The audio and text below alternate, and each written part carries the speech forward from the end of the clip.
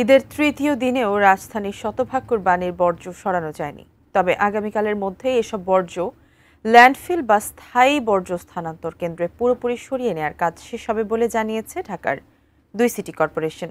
জাবেদ আক্তারের রিপোর্টে আরও বিস্তারিত।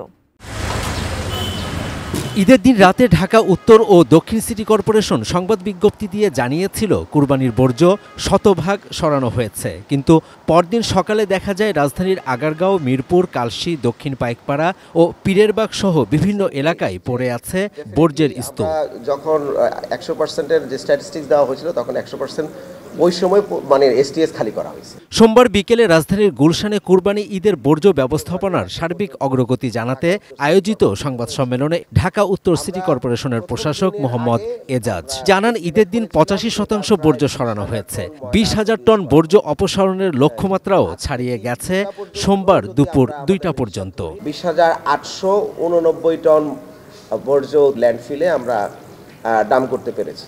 কন্টিনিউ করব আমরা সমাপ্ত ঘোষণা না করে, কারণ হচ্ছে যে পার্টিগুলোর মধ্যে মাংস বানানো হয়, সেগুলো অনেকে কিন্তু রেখে দেন, একদিন দুই দিন পরেও সেগুলো ডাস্টবিনের মধ্যে কিন্তু পৌঁছান। আপনি যদি ঢাকায় চলাফেরা করেন, যে উৎকট গন্ধ পড়ে আছে 2 দিন 3 দিন ধরে, এই পরিস্থিতি ঢাকায় নাই।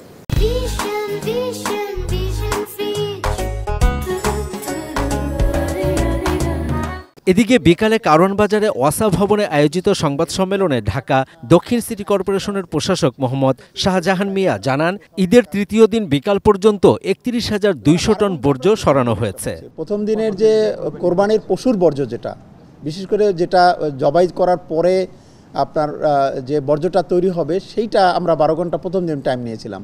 বর্জ্য অপসারণ কার্যক্রম এর সমাপ্তি ঘোষণা করছি। আগামীকাল ভোর রাত থেকে আবার আমাদের যে রেগুলার কার্যক্রম সেটি পরিচালিত হবে।